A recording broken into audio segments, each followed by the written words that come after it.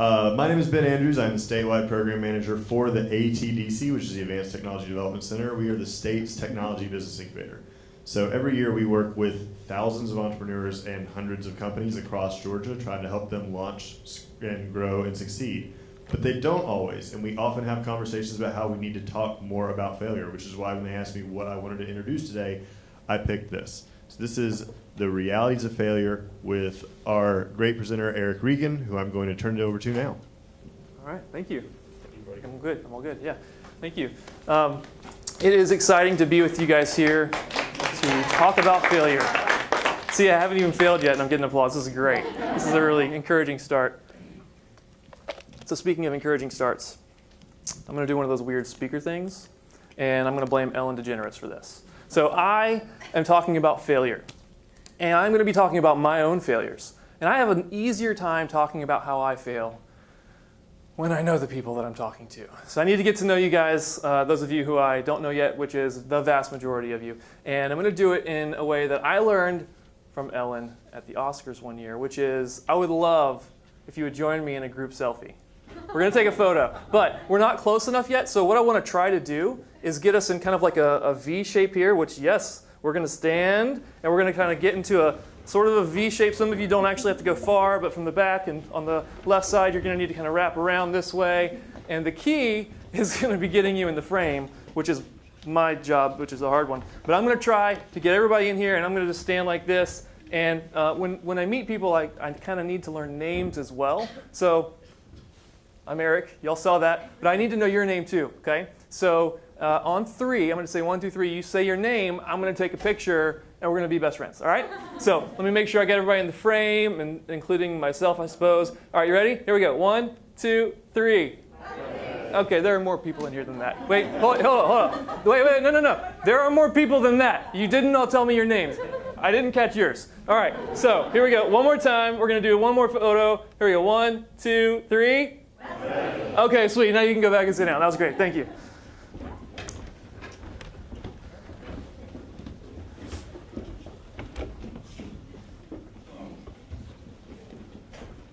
Forgot one thing as I finish while you get seated. Got to find my mouse, though. Oh, here it is. Little AV problem, my bad. So how's everybody's day going? Yeah, good. You frequently talk to the back of a stranger? I don't know. It's kind of a strange thing to do. But I'm doing good, too. Good. Thanks for asking. So we're going to get going. And I sort of planned some stuff by ear, having to use an iPad for the first time from here. And I don't really know how to do it. So I'm going to hope this works. Hey, it worked. And how about that button? Does that button work? That button didn't work. But this one does. OK, sweet. Technology, it's awesome. And sometimes it fails. So I appreciate you taking some time to take a little snapshot with me, get to know one another. You noticed we kind of had to get close to take a photo, and we don't all know each other in the room. But I wanted to capture this memory and then share it with you again, maybe on Twitter or Instagram or something like that. But today, we really are going to talk about failure, and not just my own. But hopefully, you'll take some time to think about some ways that you have failed and some things that could apply to how you process your own failure. I'll be sharing my own experiences, a very specific one, in fact, from the agency that I run called Focus Lab. And I'm also going to just share some things I've learned from other people through this process of failing and learning how to cope with it, learn from it. And most of the people are much smarter than me, wiser than me. Some of them are deader than me. But I'm going to share some quotes along the way.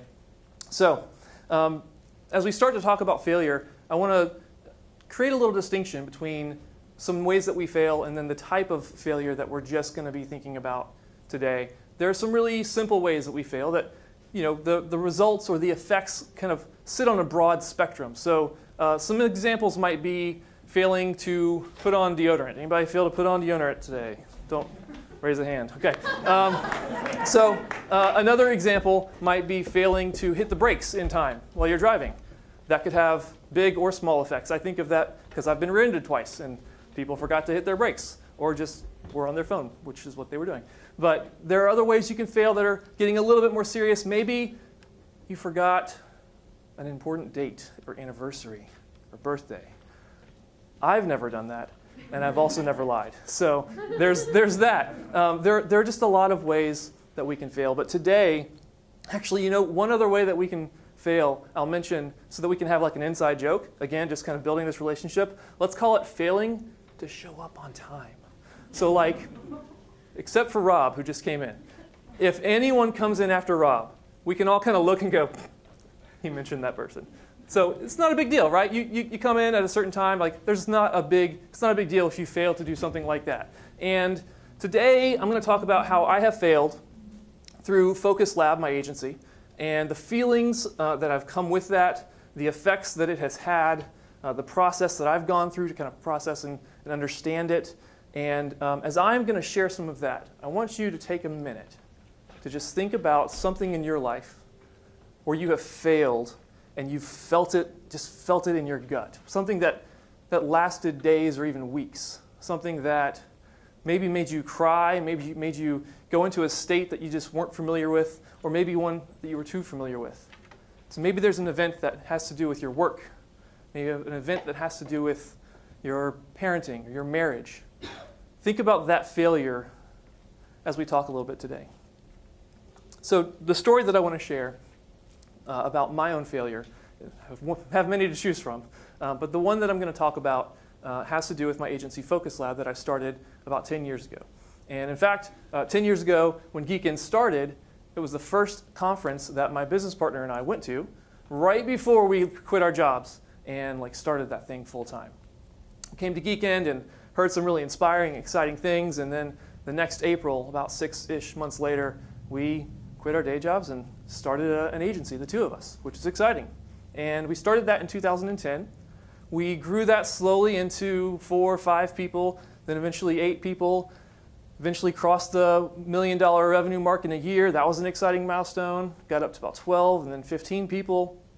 Right now we're around 2014. And then we hit a season that we had never experienced before. And we're only 4 years old, but we hit something that we just were unfamiliar with. Our business was slowing down. Our leads were taking much longer to decide or to close. We were having a pattern of client experiences that were really lackluster. Frustrated clients, clients being let down, teammates that are being frustrated by the things that they're going through as well. It was not pleasant, and it ultimately resulted in us having enough cash flow issues to have to lay people off. And at the time, it was 3 people, which might not sound like much, but that was 20% of our team. And that was one of the harder things that I've had to go through as a business owner. So I'm going to share a few things about that experience as we go through our time together today. I tend to write and journal a lot when I'm trying to process stuff. It helps me a lot to understand just my own thoughts and where I am. So I'm going to share some passages of things that I was writing during that season. But we're going to look at 5 realities to failure as we're going through our time today. So let's see if this works. Negative. So, well, before we start, since I skipped something, before we start, I want to see a show of hands. Who here has ever failed at something? Anybody? A few of you? Okay, all of us. If there's, okay, good. Actually, you know what? Hands up again if you failed, and just look around the room for those more towards the front. Just kind of take a look around and see all the hands. If you see one down, say, you're kind of failing to be honest right now. So thank you. You might have noticed there were a lot of hands up, and that actually leads me to the first reality that I feel like was obvious, but then it's one of those things that if you don't actually slow down to acknowledge it, it can go easily missed. And it is that failure isn't fatal. Now, there's a fantastic quote by Winston Churchill, or at least it's often attributed to him. And it says that failure isn't fatal, and there's more to it that I'll share with you at the end, but it's something that I didn't know about when I was going through what I was going through. I mean, logically, I could have told you that, but in few scenarios in life is failure really fatal. But when you're in the thick of failing, it's really hard to recognize that you're going to be able to get back up. Really hard to recognize that there's another side to it, and that you're going to be able to push forward. But the good news is that you are going to be able to get back up. You are going to be able to push forward. There is another side to the thing that you're going through right now, whether it's something that you caused or you were simply just a small part of causing, or you didn't cause it all. You can get through these things. Now, studies suggest that to remember something, you have a better likelihood of remembering if you speak it out loud. So I would love to invite all of you to join me in saying out loud that failure isn't fatal. So I'm just going to make it easy. I'm going to count. I'm going to say 1, 2, 3, and we're going to say it. And then we're all going to say it together. Failure isn't fatal. You ready? Here we go. 1, 2, 3. Failure isn't fatal. So that was like the kind of like creepy chant version, like where we all like collectively ended up on the same tones, and that was a little weird. So let's like just pretend it's just you and me, and we're going to say it one more time, all right? 1, 2, 3. Failure isn't fatal. That was good. It's really important to remember that. Failure is not the end. And I want to start sharing some of the journaling from that time.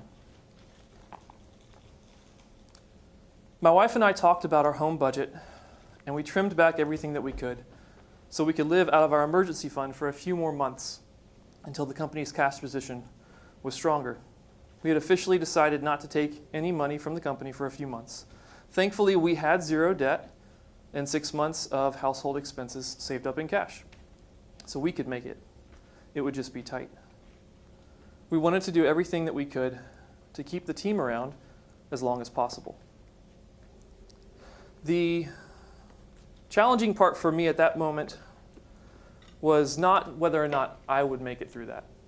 I logically knew that. But my personality I get very connected to my team, and relationships are crucial for me. And I was devastated at the idea of not being able to continue to employ people who, as far as I was thinking at the time, had put their trust in me or in this company to keep them employed. And it felt like hell, having to consider saying to someone, I can't afford to employ you any longer. And I'm not sure that I've felt anything like that in business since. But knowing that failure is not fatal definitely helps go through things like that. It doesn't make the conversation easier, although that conversation does get easier with experience, but it doesn't make it easier to say to someone that you can't employ them. And it doesn't take away the relational side of that conversation for me, but it does help me personally remember that I might be in the thick of something right now, but if I keep just getting up and moving forward each day, I will get to the other side of this, even if I don't know when that's going to happen. And failure can be expensive, not necessarily from a financial perspective, though that's certainly possible, but it can be expensive emotionally. It can be expensive in many ways, but I think that failure is kind of just a tuition that we have to pay sometimes for some of life's lessons. And really the fact is that when you fail, you've paid the tuition. You might as well learn from it. And one of the hard things that I've realized in my own life is that sometimes, apparently, I didn't learn the first time. So I've got to go through something again to learn that lesson for the tuition that I've paid. So failure is not fatal. The second reality that we're going to talk about is that if you're not failing, you're not trying. And I've actually heard this touched on in a few different ways already today at Geekend, which has been really awesome. But really, the truth is that most of us have a fear of failing. We have a fear of getting something wrong or being caught not knowing something or just missing the mark altogether. But I want you to consider that failure really it's a required part of life. It's a mark that you've done something that maybe you weren't used to or didn't know about and you missed. And that, in most cases, is okay. I mean, it just is. You can't continue to learn if you're unwilling to fail at things. And you're also not going to grow just hanging out in your comfort zone. We don't grow there. So I think that failing, even some of the really hard failures, are things that we should embrace and not run away from or shy away from. I'm not saying we should try to fail in large, huge ways in our lives, but I think that it just has a bad rap, that we should respect it a little bit more than sometimes we do. Just think about maybe the last time that you tried something new in your work, or tried something new with a friend or somebody you're collaborating with.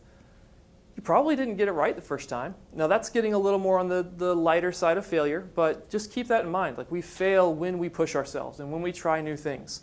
And the reality for me is that in that time with my agency, we had been trying some new things. We had shaken up our team a little bit. We'd shifted around some of our processes, and we failed, and in some big ways, unfortunately. So there are a lot of things that can bring us to a point of failure, but one of them is sometimes just trying something new. There's a quote by a guy named Craig Groeschel that I really like that I can share. If you're not failing every now and then, you're playing it way too safe. We've got to get out there and grow ourselves. We've got to push ourselves. And 3 years ago, or 5 years ago rather, with our agency, that's the state we were in, and the result was that we failed at some of those big things. So where does this take us? Where do these instances of failure take us, and what do we do with them? That's something that I want to share a quick video that will illustrate, I think, the mindset that's going to be important.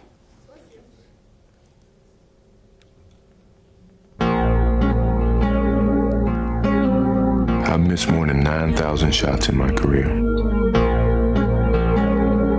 I've lost almost 300 games. 26 times I've been trusted to take the game-winning shot and missed. I've failed over and over and over again in my life. And that is why I succeed. I love that commercial. #go. Some of y'all with me on that. So I think it's just the perfect description of what failure can be if you look at it in a certain way. And really, that sets up the stage, I think, for our third reality. And it is that failure is the most common ingredient to success. So before I get into that, I want to do like I'll just call it like a 90-second lightning talk. So I'm gonna stand over here, because this is now a different talk. If you're taking notes, like turn the page, this is a whole new thing, this is free, and I'm just going to give you a quick talk about success, all right? And I'm talking fast because I don't have much time for this, all right? So success. One of the big issues that I see myself experiencing and so many other people is how to define success.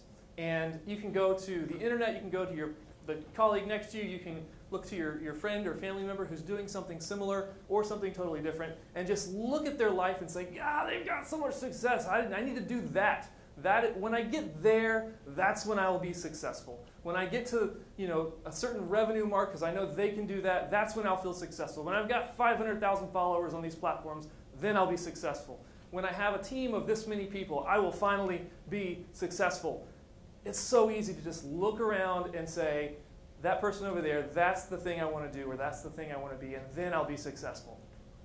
It's also really easy to watch something and hear from someone else what success is and say, okay, yeah, they said what success is, I'm going to do that because they told me that that's what success is. Here's the deal. Don't do that. If you aren't taking the time to define success for yourself, I want to encourage you to slow down and do that. Maybe success to you is making enough money on a job employed by yourself so you can travel with your family full time. Maybe success to you is owning 19 houses. I don't know and I don't care, but I think you should define success for yourself and not just look for the definition somewhere else. That is going to be really, really helpful and important. And it helped me so much to really think about, what does success look like for me? What does it look like for my family? And how does that then shape some of my goals and my decisions? So that's the end of that. Okay, so back to failure.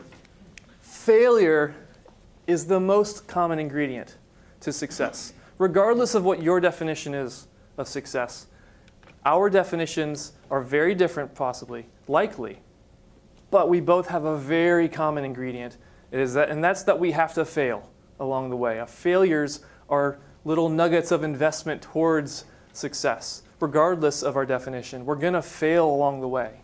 And it's important to think about that and to acknowledge that And if you're failing, consider it a payment towards success, as long as you're learning from it. Because if you don't learn from it like I've experienced, you're going to have to redo it and then learn from it that time. So it's an important part of success.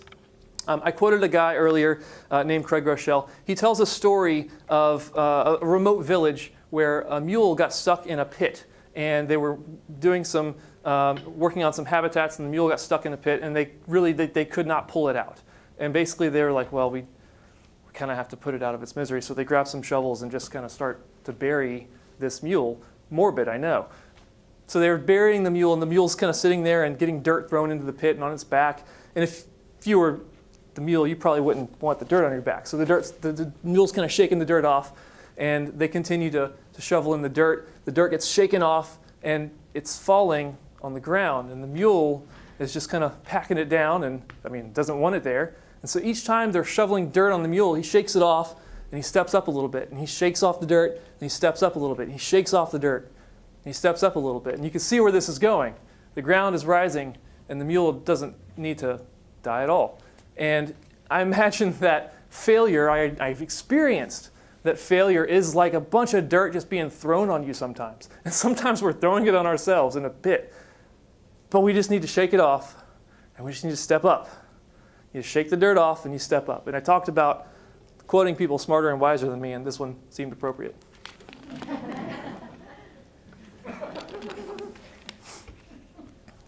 It's all about perspective. So, as we move into our fourth reality, I want to talk for just a minute about imposter syndrome. Does anybody know what that is? Has anybody heard of that? Awesome. So for those of you who are not aware of the phrase, imposter syndrome is the feeling that you are a fraud, that you don't know what you're doing, that you're in over your head, and that you're probably about to be found out. And that feeling exists despite your successes. That's what makes it imposter syndrome. You have had successes, but you're doubting yourself, and that voice inside is kind of pushing you down further and further, and you just feel like you don't deserve to be where you are. And Wikipedia says that 70% of people feel like imposters at one time or another, which makes about 30% of people absolute liars. So the tendency that we have, though, is to look at our peers and say, dang, man, they've got it going on. Like they know what's up. Like the things that they're tweeting about or they're blogging about or the things that are being written about them in articles, I can't do that. That's never going to be me. And the problem, is that we often just see each other's highlight reels. Most of the things that we're seeing are the good stuff. We're not actually seeing the blooper reels. So we look at our highlight reels, and then we think about our blooper reels, and it's like, oh, I'm not worthy of those things.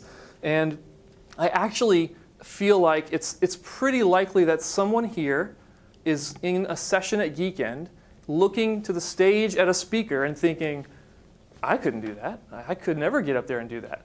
And to get even more real, there are speakers who come to Geekend at any conference who get on stage feeling like they don't deserve to be on stage. So this is a real thing, imposter syndrome. Now, I have a video that I want to share that I think illustrates this pretty well. And it's mostly just a visual. There's not really any audio to it because it's in slow motion. So I'll set the stage just real quick. That's me and my son about 3 years ago. We're at a theme park, and my wife and daughter are in the bathroom, and I'm like trying to get my son to just jump into my arms. I just wanted him to jump into my arms, and it was right when slow motion came to the iOS, and I'm like, we're going to use slow motion on everything. I know I'm not alone who did that. I'm like, oh, Rain, let me take a video. But we did this, and my wife came out, and I said, oh, hey, you've got to get this. He's so close. He's about to jump into my arms. Just do the slow motion thing. Do the slow motion thing. So she sits down nearby, and he's going to jump into my arms in slow motion. And it's like legit slow motion. So it's just going to jump in it. There you go. Yeah, all right. So that was super fun as a dad. And I think it was super fun for him. If you watched his face, it was totally fun for him. Post that on Instagram, Facebook, the whole world be like, look at me, super dad catching my super son. This is awesome. highlight reel. But this is what makes it great. I also have a blooper reel. For some reason, that wasn't enough for me. I was like, all right, Cade, let's do it again, buddy. And he was excited, I thought. And then he started to kind of like hesitate and turn around a little bit. And so I wanted to, you know, remind him, no, you got to come this way if you're gonna jump. I want you to just jump into my arms, okay? And well, I'll just play the second one.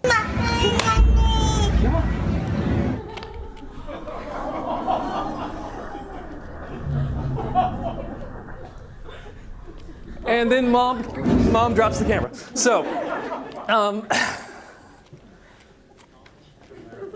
highlight blooper. That's not a video I share online because I don't want anybody coming knocking on my door saying, no, excuse me, Mr. Regan, I hear you drop your child into thorny bushes, because there were thorns in those bushes. He came out bloody, just from scratches, and then like 5 minutes later was having the time of his life at Epcot. So it was all good. But talk about a stark difference. If I just show you that highlight of him jumping into my arms and like being so excited, that shows you 1 second or one story. But literally 5 seconds after that, she stopped the camera, started it again, and that happened. And you don't see that side of business. You don't see that side of your peer usually. You don't see those things. And it's really easy to not realize that. Here's another quick example that's maybe more relatable. I can share a photo like this of me on a stage and just caption it about taking the stage to do something. And that is a highlight reel. But you don't see the blooper reel side of this. You don't see the imposter syndrome side of this.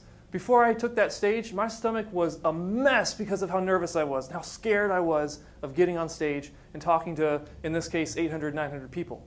You don't see the side of that where I'm questioning if I'm a good leader to my staff, because in this conference, 15 months after I gave this first failure talk, I was in the middle of about to do the same thing. Like, our company was going through a really similar storm, and I literally didn't know if 4 weeks after that photo was taken, I might have to lay somebody else off, which was years after this whole story even happened. Like, you don't see that side. You don't see the side of me that worries about or wonders if I'm a good husband to my wife or a good father to my parents. You might see the side that says, hey, I've got an agency of 20-something people. We make millions of dollars and things are awesome. But you don't see all the stuff that goes on behind the scenes. So that's why I just want to take a minute to encourage you to remember, or maybe just acknowledge for the first time, that if there's someone you're looking at that you're even comparing yourself to, there's so much you don't see, so much that you don't know. So, careful with that. Imposter syndrome's real. Comparison is tricky. There is one thing, that if there was one thing that you could take away today, I'm about to say it. So if you're taking notes, get that pen or pencil ready, or typing, whatever, just get it ready. But at the same time, like, look up, because I want you to like hear this. So we're talking about successes and failures and imposter syndrome and highlight reels and blooper reels. I think it is just so important that I and that each of you don't compare the sum of your failures to the sum of someone else's successes. But it's so easy to do that. I find myself doing that, and as I've been giving this talk over the years, I've talked to so many people who do the same thing. It's so easy to get stuck in that pattern where you see someone else's successes out there and you compare your failures, the sum of your failures, to the sum of their successes. And you got to work hard to not do that. So the next reality is that we really need to support one another through failures. Now, at an event like this, you probably heard someone say, hey, how are you? And maybe it's someone you kind of know, maybe it's somebody you know well, or someone you're just meeting. Either way, at events like this, usually the answer is, I'm good. Good to see you. But I want to talk for a minute about the truth side of that question. It's not to say that you need to be fully honest with that question with a stranger or with somebody that you just casually know, or even a colleague sometimes. But I want you to know that you need someone in your life who, when they ask you, how are you, you are perfectly willing to say, I'm kind of scared right now. Honestly, things aren't going well at work. I'm not sure how long I'm going to have a job. kind of hoping that Geekend gives me something to work with, because I'm pretty scared. That's a real answer. And we don't all have someone in our life who we can say that to, unfortunately. If no one's coming to mind who, if they asked you that, you could say the honest answer, I really want to encourage you to think about who that person could be for you. And the truth is that we need to work to build and establish those relationships. And I am very grateful that I had some of those relationships while I was going through the storm that I described. So here's another passage from the same journal entry, same day. Late in the workday, I got on the phone with a peer in the industry. We were originally going to talk about working together to solve a problem for one of our clients. That topic changed in the first few minutes, though. As it turned out, his company was going through nearly the exact same scenario as Focus Lab. Talk about crazy. But it was nice to know that we weren't alone in this battle, so we took some time to encourage and support each other, and then we hung up. I want you to high-five somebody near you. Just look, find somebody and just give them a high-five. Share the love. High-five. All right, cool. Now pick a second person, give them a high-five. High-fives. Good? High-fives. Good? Awesome. Feel the love. So I want you to think now about those two people and about yourself, because one of you either has, is currently, or will in the future really struggle with depression related to your work. And I say that at this event because entrepreneurs and artists or creative-minded people are more prone to depression and other mental illnesses than the average citizen, if you will. It is a reality. And we have really got to support one another through stuff like this. And one of the things that I've learned is that sometimes that support also becomes professional. I see a counselor pretty regularly. I imagine some of you might as well. Counseling, therapy, those are really excellent, excellent tools when you're going through some really hard stuff. I am not a counselor, but you know, I like to at least be an ear for people if possible. And this is crazy, I just met you, but this is my number, so you can call me maybe. Really though, that's my phone number. That's my cell. So if anybody sitting here is going through something and they want to talk and just have an ear, that's my number. You can text me, you can call me. If you prefer email, you can also email me. If you email me, I'll probably say, when can we talk? Because a phone call is going to just be naturally more fruitful than an email. So anyways, that was a little bit of a side note. Our last reality is pretty short and sweet. It comes from a guy named Zig Ziglar. And he's one of those guys, if you're not sure who he is, who he says just a few words and packs a ton of punch into what he's saying. And what he said in this instance is something that I really wish I had 5 years ago, but I did not. I almost feel like a Zig Ziglar evangelist when I talk about failure because of how impactful this quote was for me. So I'm just going to share the actual quote just the way he said it. Failure is an event, not a person. And that is something that I really benefited from learning about. I headed home around 6:30, then the usual dinner, showers, and bedtime routine with the kids. After they were asleep, I spent time preparing for our full staff meeting, which was the next morning.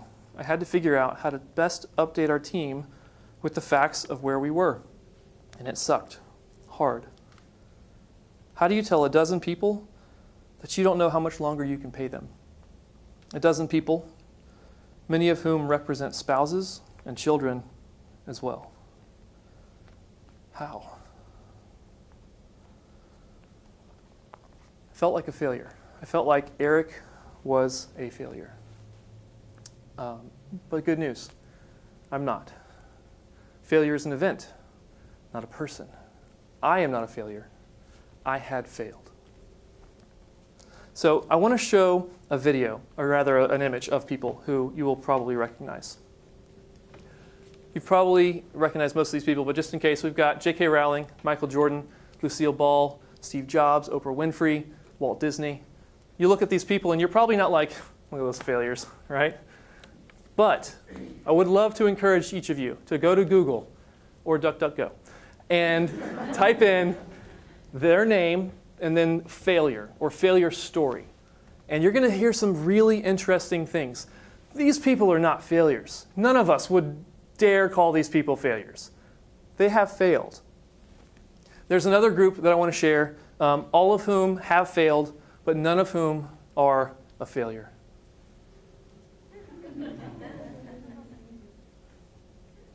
Failure is an event, not a person. Brene Brown says, truth and courage aren't always comfortable, but they are never weakness. And I share that because this is the end of my talk, and we're going to have Q&A. But something that I want to encourage today is sharing stories. If any of you are willing and interested to continue to normalize failure, I would love to just hear a few minutes of a time in your life where you failed, just to help the person next to you, the person in a few rows in front or behind you, to know and remember that we all fail, but none of us are failures. So I'd love to take any questions. We're going to have a mic being passed around. Just keep in mind that this is being recorded. So I say that for two reasons. The first is just think about the story you might tell, because this is being recorded. But also, wait till the mic gets to you. Hold it nice and close. And that way it gets captured in the recording. So questions, of course, are certainly welcome. I'll do my best to answer anything. But also, if anyone is feeling courageous, I'd love to just hear any kind of story you can share with us. So, yes. Wait 1 second for the mic, and we'll get it going. Oh, and if you could tell me your first name as we get it going as well, that would be awesome. Thanks, Eric. I'm Matt, and great talk. Appreciate it. So I guess my question, I take from this talk and just and appreciate your vulnerability, and it seems like this is a high value of yours. How have you, now as a business owner, brought that into Focus Lab, and especially with your employees? I love that question. It's been difficult for me to do that because I feel like we are each kind of at our own stage in the journey of learning to embrace failure. So it was really interesting. The first time that I wrote and gave this talk 5 or so years ago, or 3 or so years ago, I got done with it, and it was fantastic. It felt great. I had such wonderful, rich conversations with the attendees. I came back to work, and literally like a month later, I was having multiple conversations with team members who were afraid of failing through something, and I was realizing that I hadn't shared any of this with them. I had just shared it with other people at a conference. So it's been a process, and it also is contextual to the person. But we try to talk about failure in a positive way at Focus Lab. And if I'm being honest, we could probably do a better job. We could do a better job of doing that because it's easy to get lost in that fear of failure. One of the things that I say it so much it might even feel silly sometimes, but I remind people that this is not going to something's not going to affect their job. So let's say we're trying to go and try something in a new market. I try to remind them, like, your job doesn't depend on this, just in case you're worried about that. And that's something that can feel silly sometimes to me, but I recognize that it can be important for people to hear things like that, to be affirmed that it's okay if this doesn't go right. Of course, we're going to do everything we can so that it does go right, but in the event that it doesn't, it's okay. We already know and accept that failure is going to be part of our growth as a company. And so that's kind of how we try to talk about it. But we could talk about it more. Thank you for asking that. Who else we got? Anyone else? A story or a question? Oh, yes, awesome. My name's Chris, and Hi, Chris. I work here in Savannah as a producer at a TV station. And about 15 years ago, I moved here with my family to take a job that I thought was the next level in my career, and I sucked at it. It was horrible. We'd moved thousands of miles and spent so much money. And luckily, I had a boss that I could go to and say, I stink at this, so here's my resignation. And he said, okay, but there's a place for you here. We'll figure out what it is. Nice. So it was really hard, Yeah. but it worked out well. Oh, that's good. Thanks for sharing that, Chris. Thank you. Yeah.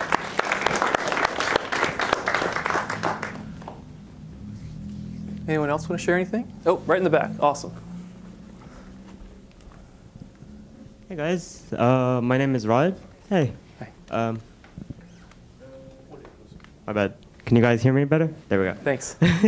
My name is Rod. I just wanted to say I've went through a lot of things in my life. I've come through a third world country, and I've been through nothing but negativity throughout like my career and here in SCAD as well. Not exactly my career, like more here in college. Mm-hmm. What's it called? I've been going through nothing but like failure mentalities and stuff like that, and I need you guys to also like understand this.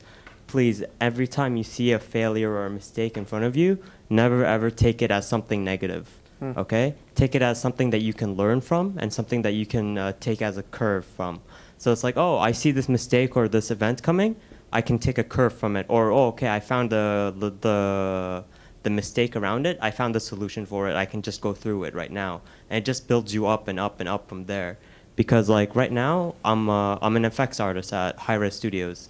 And for me to get there, I went through so many different like styles and levels. Because like I went from environment art to character art to what's it called, technical art, and then to effects. And that was a lot of different types of changes to go through, and a lot of different types of failures and like mentality changes, you know.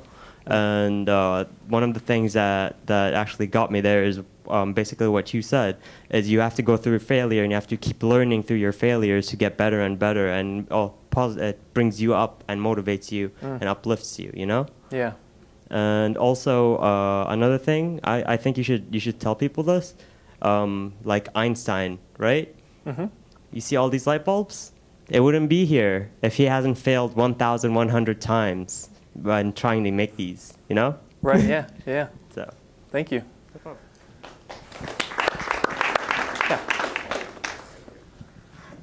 Hey guys, I'm Charitra. I'm from India.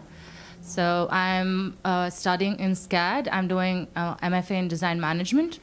So I'm from India, and I have a lot of inhibition when it comes to asking silly questions, because you know that's something, because when you ask questions, you always hesitate whether another person's going to judge you and they're going to think that you are stupid or something like that.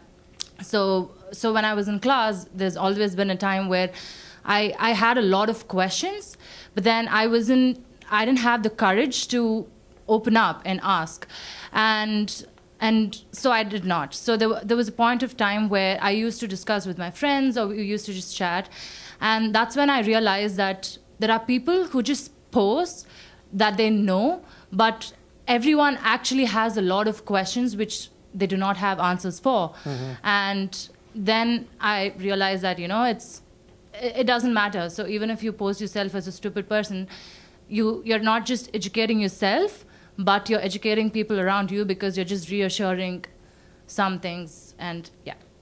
Yeah, absolutely. Thank you for sharing that. Got time for one more.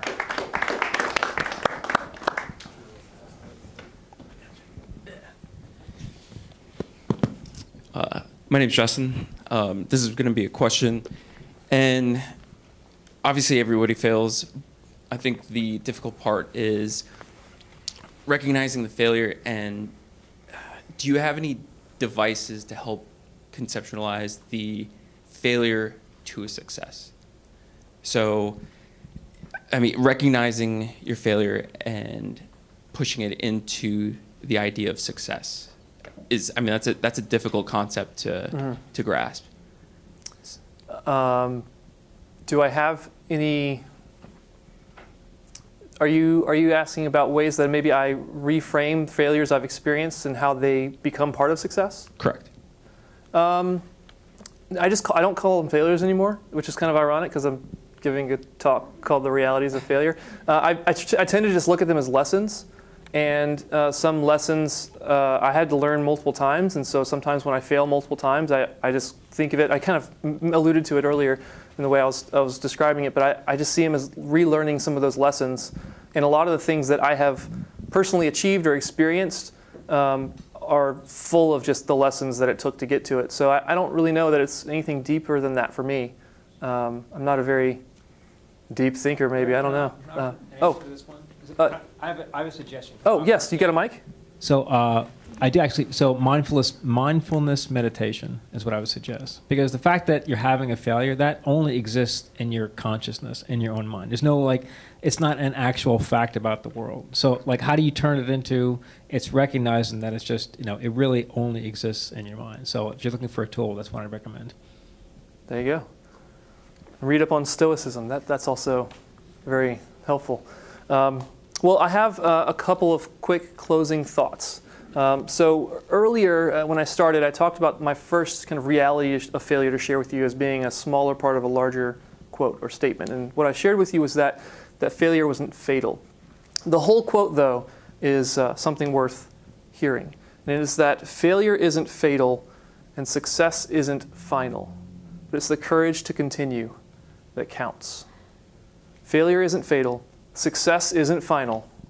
It's the courage to continue that counts. I think that there are some people who have come to Geekend this week who are bankrupt of that courage and who need some, hoping to find some perhaps even here. And I think there are others of us who have come to Geekend with enough. And so what I would say to those who feel bankrupt of courage is just to really think about the fact that you are not a failure, that failure is an event, if that's one of the things that has you feeling lacking of that courage. For those of you who have a good bit of courage sitting in you right now, just look to those around you and be supportive of them. I would love for you to be able to leave Geekend feeling courageous and feeling like you have the courage to proclaim some of these realities of failure, to say that failure isn't fatal. That you have the courage to remember that to accept rather that if you're not failing, you're probably not trying. The courage to remember that failing and failure itself is one of the most common ingredients to anyone's success. The courage to support your peers through their failures and to accept support through your own. And then lastly, the courage to just confidently say that failure is an event and not a person. Thanks.